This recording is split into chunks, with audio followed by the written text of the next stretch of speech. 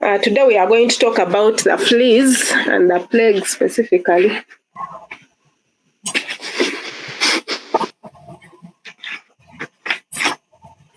So our learning objectives for today, we want to be able to explain the relationship between fleas and plagues, be able to describe the historical impact of fleas and the plague, to look at the methods used to control fleas and plagues, to describe the symptoms and treatment of the bubonic plague, and to also analyze the challenges associated with the historical plague outbreaks.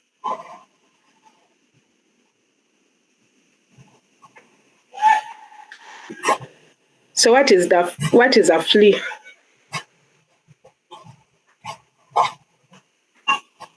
This flea is the common name for the orders Phoenoptera. And this order includes over 2,200 species of small wingless insects that are 1 to 6 millimeters in size. These live as external parasites on mammals and birds.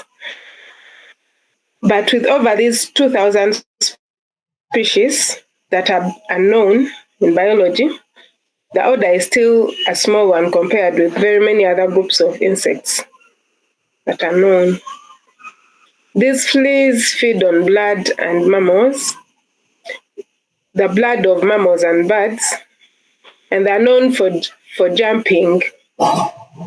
They have very good jumping abilities, and they can create a nuisance in homes and on pets, dogs, cats, as they keep jumping from one part of the body of the pet to another. These fleas can transmit diseases and cause allergic reactions in humans and animals. And they're important carriers of disease that can be serious and can be very serious as pests. So let's look at that general feature. This image is giving us a general feature of a flea. You can see that they are wingless and they have a tough cuticle bearing many bristles.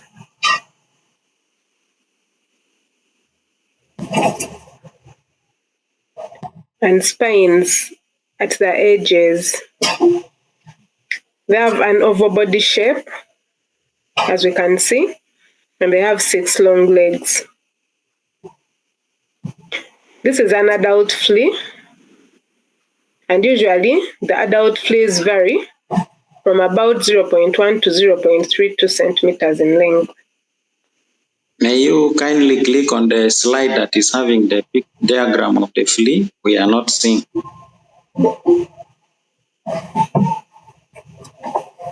I think that is the very slide. Are you seeing it now?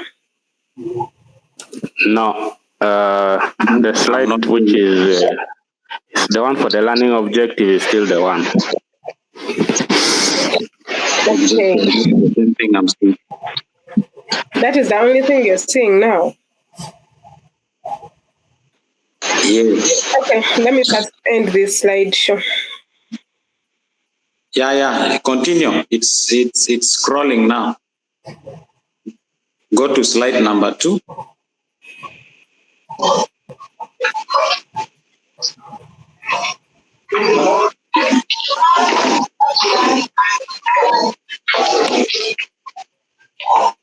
Yeah, it's moving well, I think.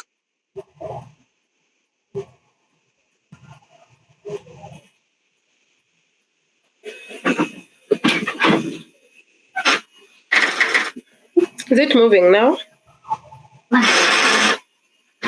Yes. Yes, we are good to go now. Yeah. Okay.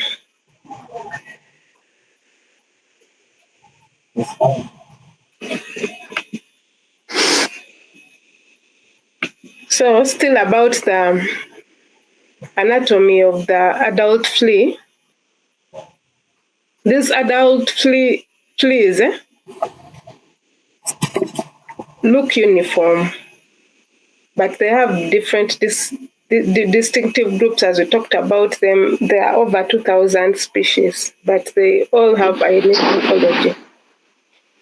They have very interesting modifications and few obvious links with other orders.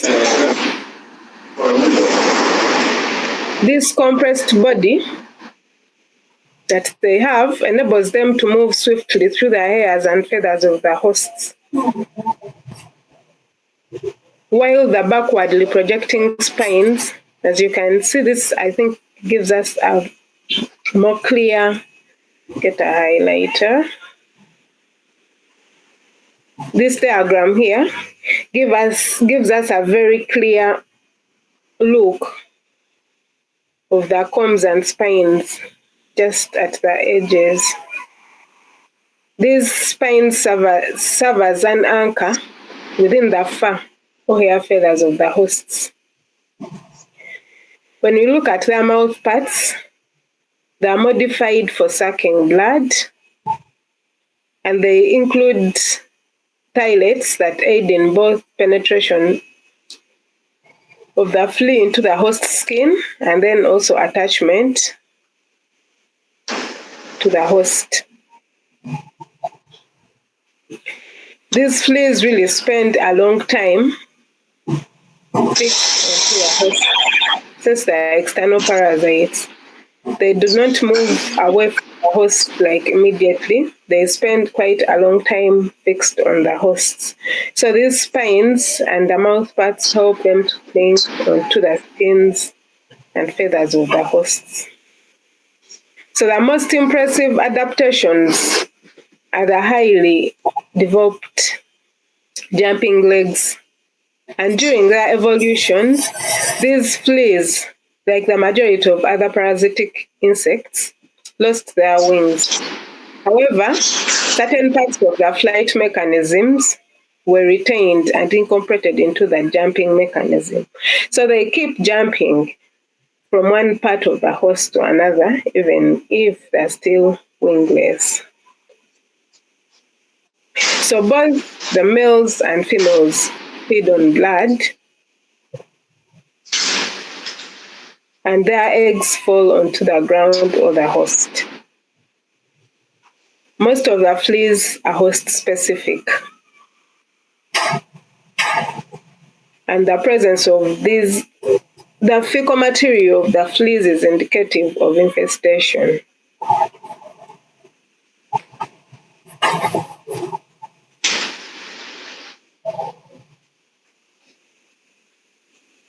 So let's look at the medical importance of these fleas.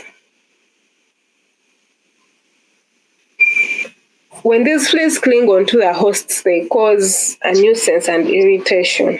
They cause so many allergic reactions due to their bites.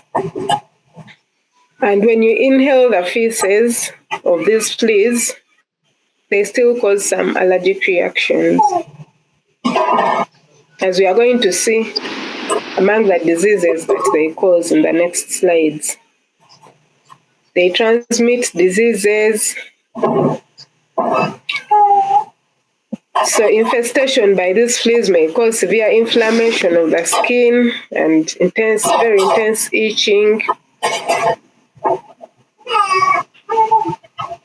And there are very many species of these fleas that attack people and livestock, including the cat flea, the so-called human flea, the dog flea, and as we said, these fleas sometimes are host-specific.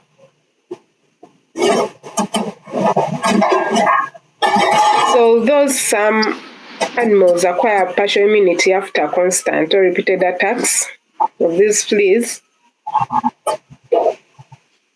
humans in particular definitely become sensitized after exposure. They work on their hygiene. They look at so many interventions to get rid of the fleas just after exposure. And for the animals, they acquire some immunity to hold them back. As we said, the fleas are highly host specific. That is some of them, some species, while other species just look for any mammal and they cling on to them. So let's look at the life cycle of a flea.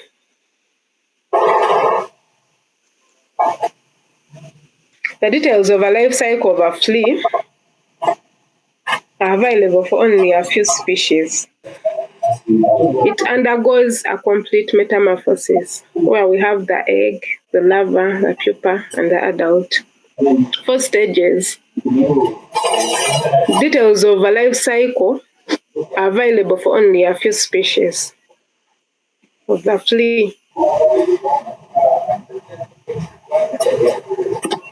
Yes, So the continue, please. Yeah, the adult lays oval eggs that are deposited onto the body or in the nest or in the habitat of the host. These eggs hatch into the larva, and as we can see, the larva is small and it has no legs. It feeds on organic debris, for example, the dried fecal material of the adult itself, the dried bits of the skin of the human, dead mites within the habitat, dried blood from the host's nest, or the skin of the human.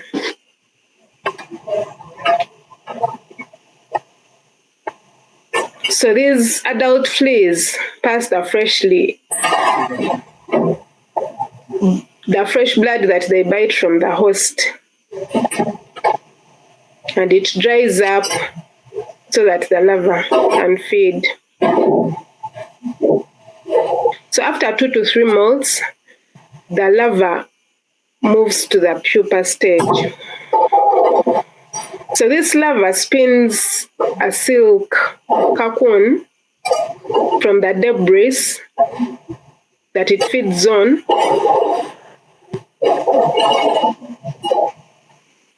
within the nest or the skin of the host, and it enters the pupa stage. The pupa later emerges as an adult some days or months later. So some species of the flea can enter an arrested state of development at the end of the pupa stage and will not emerge as an adult until the host is present. So depending upon the species or their environmental conditions, the time required for the complete cycle varies from 2 weeks to several months.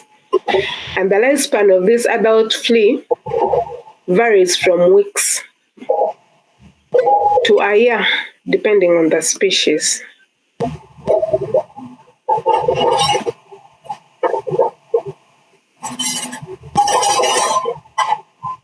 So different species, as we said, of these fleas have different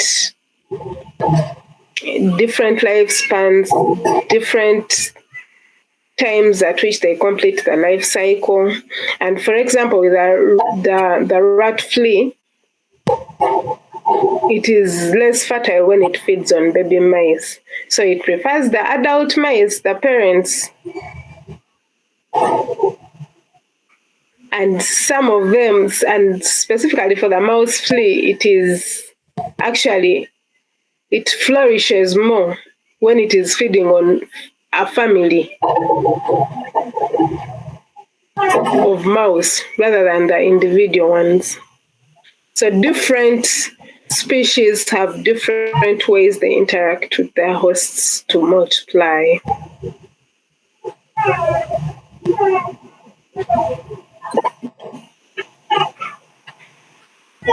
So after talking about the flea, let's look at the plague.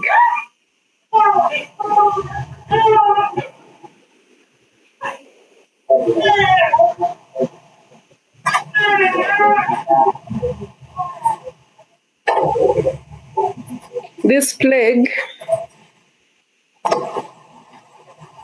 is an infection, very infectious, that is caused by this bacterium, Yersinia pestis, carried by the flea.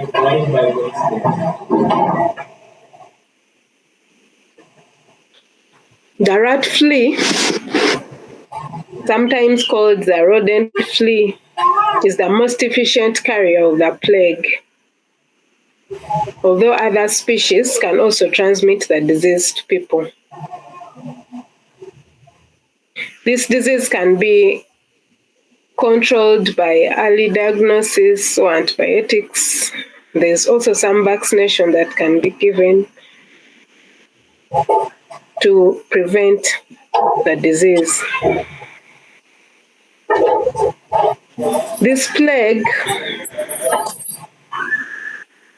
is widespread in hundreds of species of wild rodents throughout the world, and it is maintained in those populations by the fleas that parasitize these animals. So most of the rodents have the fleas. They carry along the fleas with them, and hence the plague. So more than 100 species of fleas out of over the 2,000 that we've spoken about in the earlier slides are known to be able to be infected by this bacillus bacteria. And an additional 10 are carriers of this type of plague.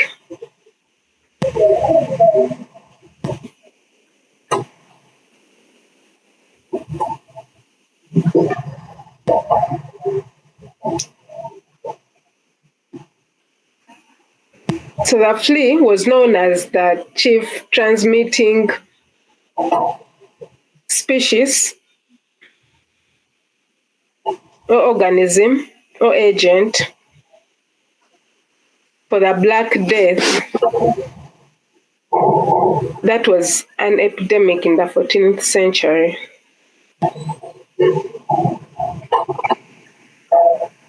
This plague was characterized by fever, chills, swollen lymph nodes, and potential death.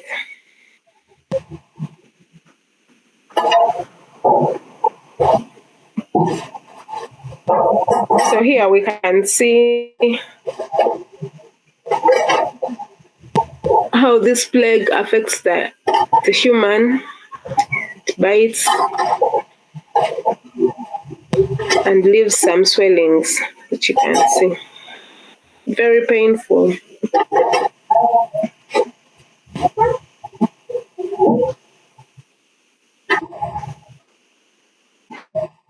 So how is this plague transmitted?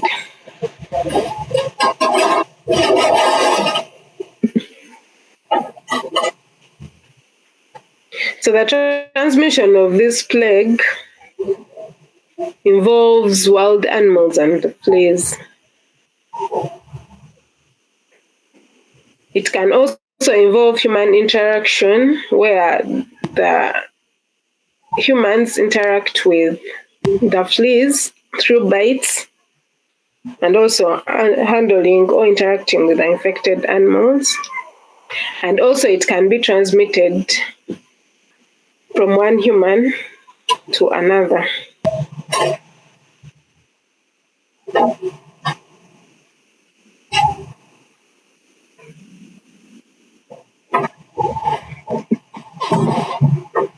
This plague is commonly transmitted by various fleas, as we talked about,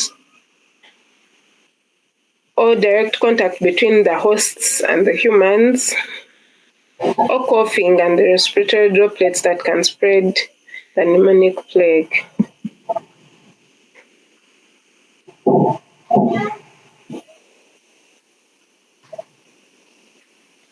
So that diagram is showing us how the bubonic plague was transmitted.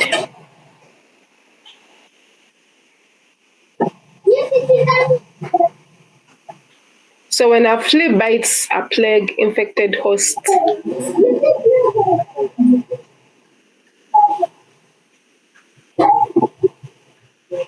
it ingests the bacteria. These bacteria multiply in the blood and form a blood clot in the foregut of the flea. So this bacteria obstructs the flea's blood-sucking apparatus, and as a result, the flea is unable to pump blood into the midgut, where normally it could be digested. So the flea gets hungry and more hungry and more hungry. And in this state, it keeps biting the host repeatedly. And with each bite, it regurgitates the plague bacteria into the wound. In this way, infection is initiated. This bacteria can be pathogenic also for the flea, as it blocks the foregut, so the fleas can also rapidly starve to death. But if the host dies, its body cools down and the flea responds by moving off from the corpse to another live blooded host.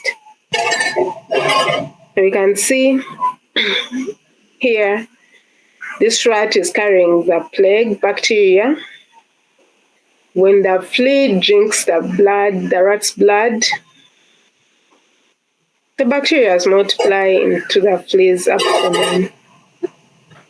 So it comes to feed and bites the human. Keeps biting since these bacteria block the midgut. And the human gets infected.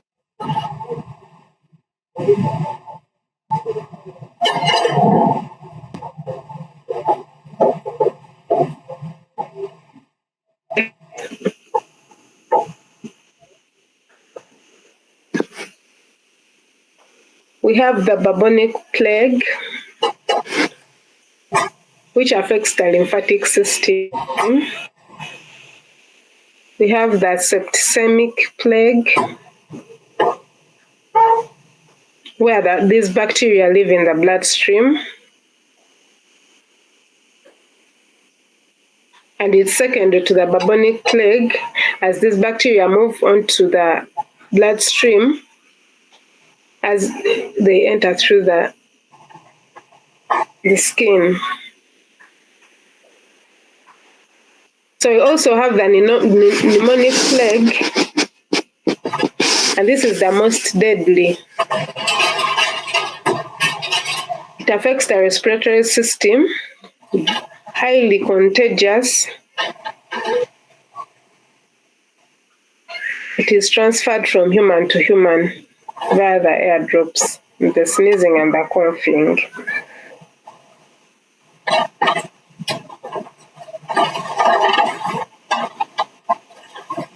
So the symptoms really include it is really painful.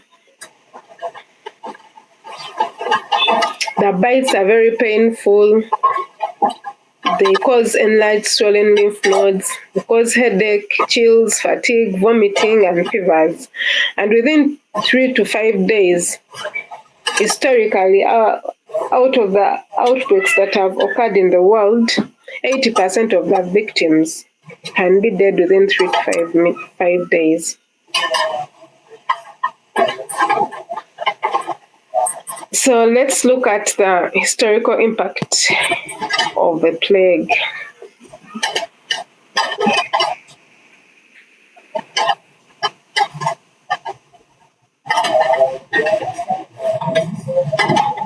So historically, there are 3 major phases.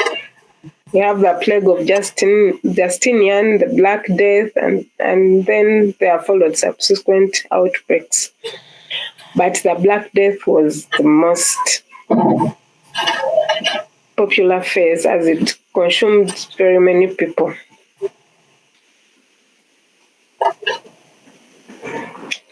It is actually known as the largest demographic shock in the history of Europe. It killed approximately 40% of the region's population in the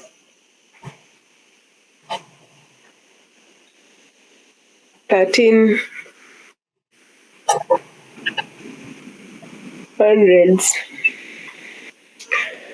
So over 40% of the population in Europe was lost between 1347 and 1352. Although some regions and cities were spared, others were really severely hit. For example, England, France, Italy, and Spain, they lost over 50 to 60% of their populations in 2 years. It was a very, very big shock. People abandoned their friends and family.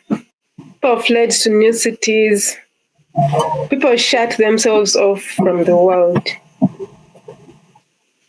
So historians estimate that it reduced the total world population from 475 million to between 350, 375 million in the 1930s. It caused significant demographic and social changes.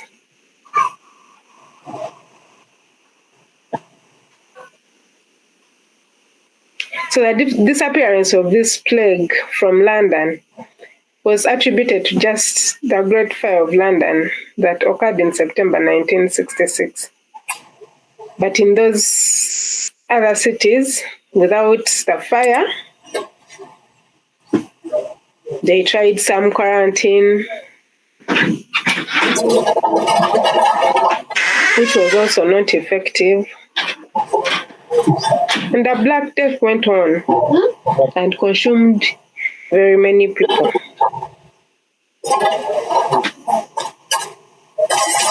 So what is the current status of the plague?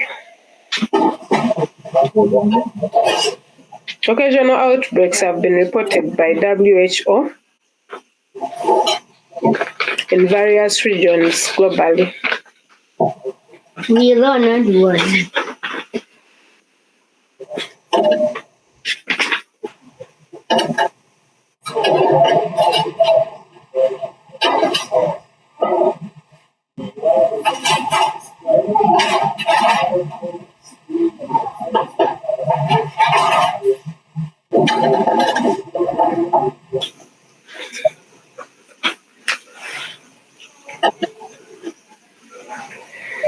Specifically, the bubonic plague is still found in scattered locations around the world, but thanks to the modern antibiotics, it is far easier to treat than in the past. There are also some other standard precautions that have been developed to prevent carrying the infection, including the plague vaccine.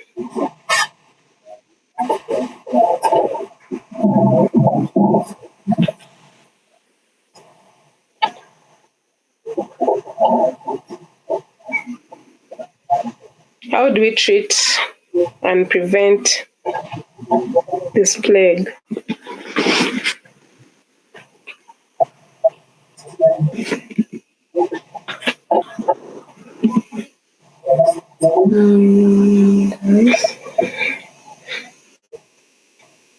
Early antibiotic treatment is very important. So once a patient is identified, early treatment is very important. Isolation of patients through quarantines, supportive care to prevent organ failure, as they affect very crucial organs in the body. Then also tracing and evaluation of contacts also helps in the control of this plague. But we have to have at the back of our minds that in controlling this other plague, it is best to treat simultaneously both the host, or where the host stays, or like the host nest and the bedding area, the clothing, which are the breeding sites of these fleas, and also look at the infested hosts, since the larva and the pupal stages usually develop out from the host's body.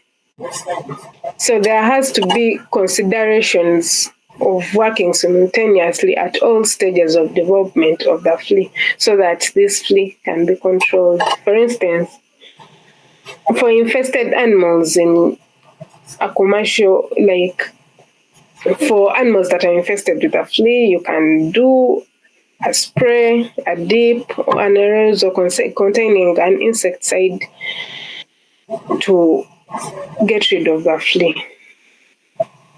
However, these fleas have become resistant to some insecticides. So various research is being carried out to come up with new insecticides that kill the hosts and make them harmless. Kill these fleas and make them harmless to the host.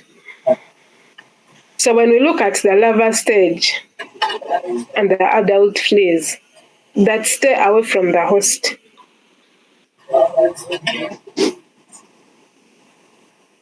still insecticides may be applied to the affected hosts. Repellents may also be effective in preventing the attacks by the fleas. That is a control for the adult ones. So we can also think about removing piles, junk, and clutters of wood, possible rodent food supplies, such as pet and wild animal food, making our homes and outbuildings rodent-proof, wearing gloves if you're handling potentially infected individual to prevent contact between your skin and the plague bacteria, among others. So the plague vaccines have also been used since the 19th century, but their effectiveness has not been measured precisely. Field experience indicates that vaccination with plague vaccine reduces the incidence and severity of this disease from the bite of affected fleas. So as earlier discussed, avoiding contact with infected persons and contaminated objects also prevents the plague.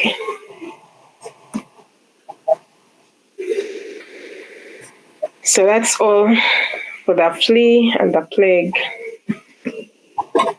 Let's look at the tabanadi and the lower fly.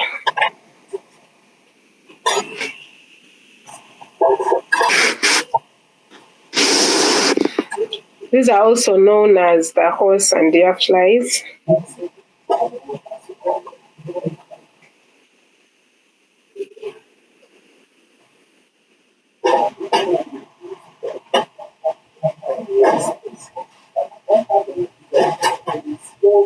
And this family of the tabanadi has over 4,000 species. Only the female flies feed on blood. They really give painful bites that often bleed. So one of the most significant species in this family is the loloa fly. And it is a large fly found in Central, commonly the Western, the Eastern Africa. And it's a vector carrying various diseases.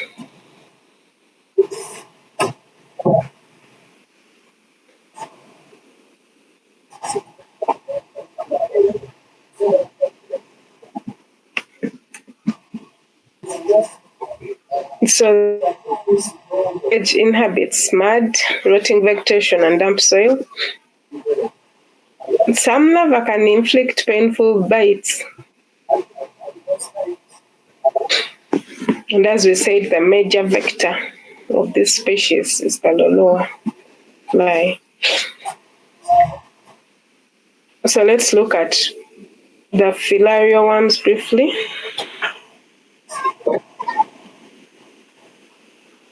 These worms are transmitted by various blood-feeding insects.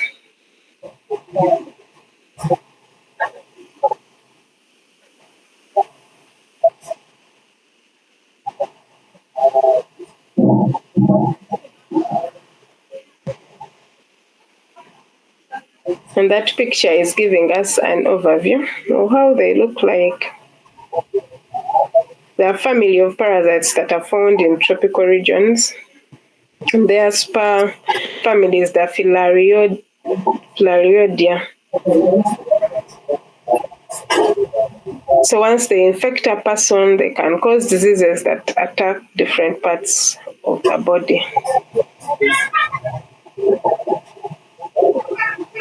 So let's go ahead and look at the life cycle of the Loloa. I don't know if this picture is clear for us, but I'll explain it a bit. So this life cycle looks at the vector stage and then the host stage. So within the vector, the microfilary undergoes two molds.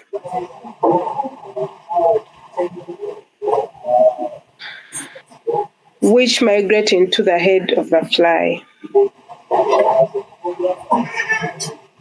So these microfilary are larvae. They penetrate into the subcutaneous tissue at a biting point.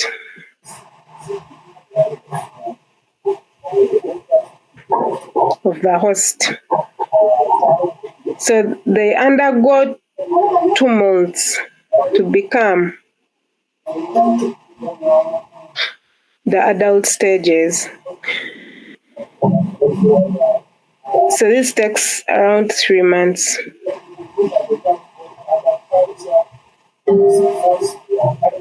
So after the female and male worms mating, they produce millions of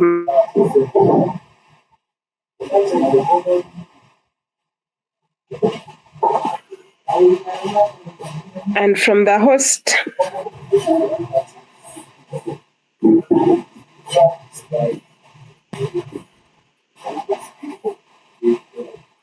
the flies come and bite the host and ingest these worms, these microfilary during a blood meal, and then the cycle continues.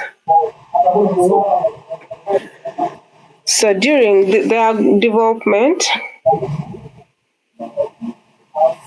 the adults produce the immature worm, which is the microfilary, which circulate in the bloodstream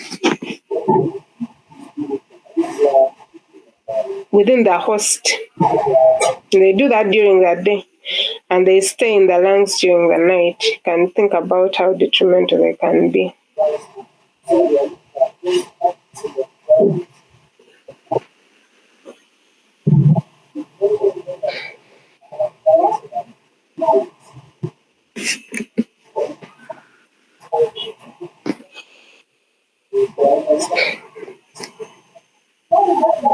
So this is summarizing our life cycle that has been illustrated in the diagram in the previous slides.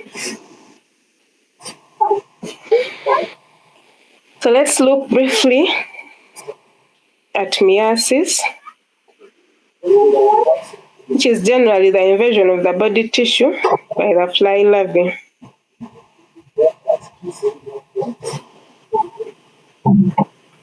So in this condition, it's actually a health condition where these flies lay eggs in a living host's animal skin. It can be detected actually in eyes, ears, nose, oral cavities, skin, and the genital parts of the body. So these larvae feed on the dead or live tissues.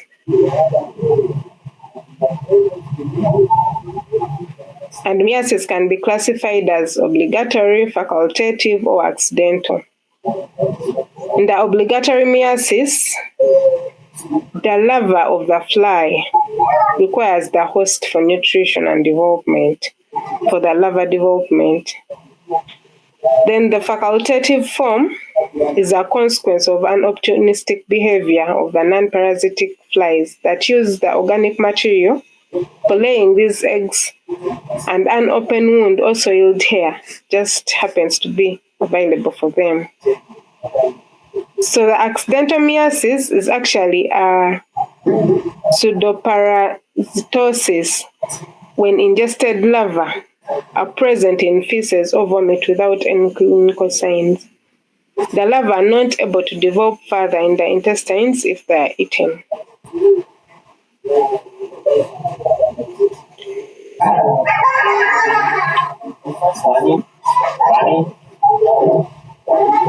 So we get to know that for accidental meiasis, we are looking at the ingestion of the eggs or larvae. Facultative meiasis, maggots normally live on carrion, occasionally infected wounds. And then the obligatory meiasis, maggots live within the hosts and are found in the fecal materials of these hosts.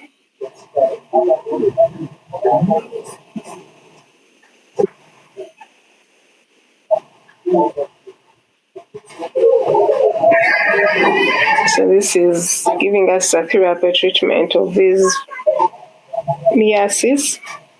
There has been a historical use of sterile fly larvae for wound cleaning.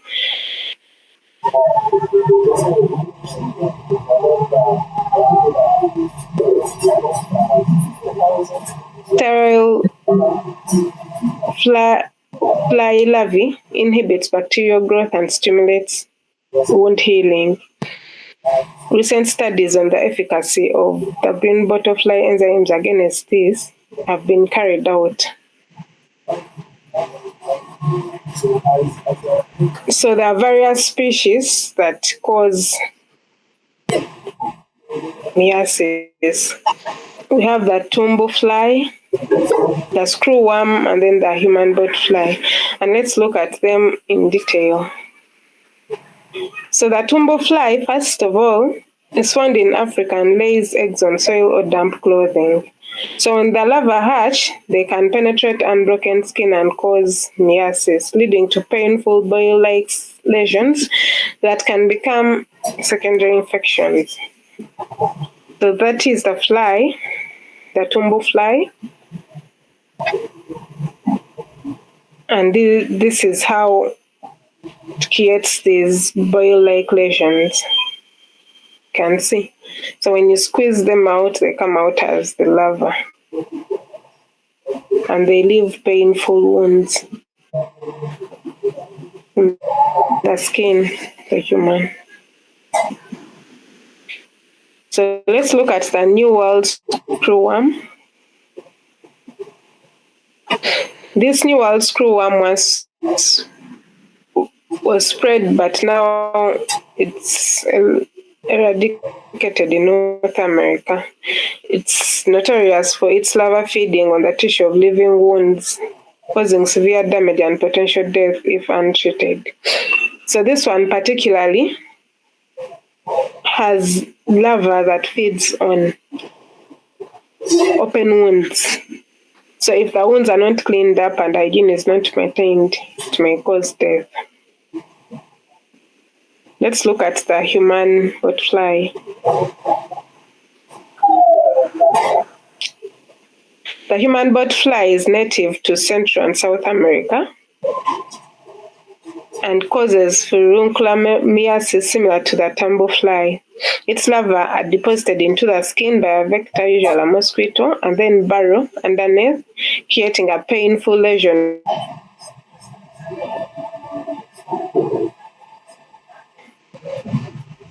So when it lays its eggs,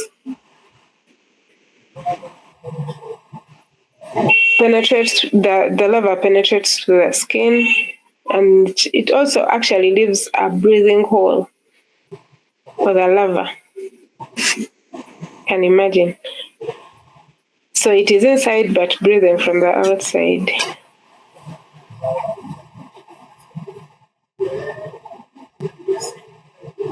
Typically involves physical removal of the larva, you squeeze them out, and sometimes if they have gone deeper through the subcutaneous layer, they may require surgical interventions along with antibiotics to prevent any secondary bacterial infections. There are also some preventive measures that include like hygiene, ironing clothes to kill the larva, and avoiding exposure to environments where flies are endemic.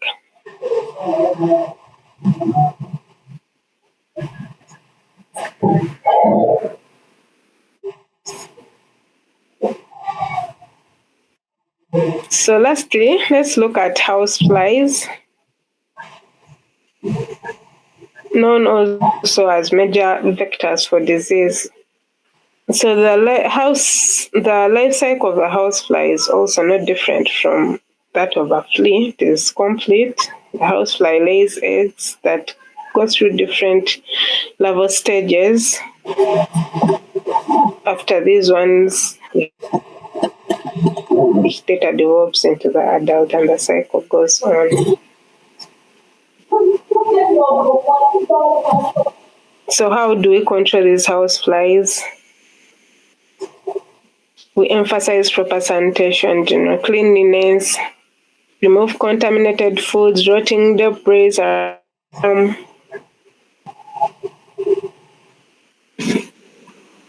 also screen.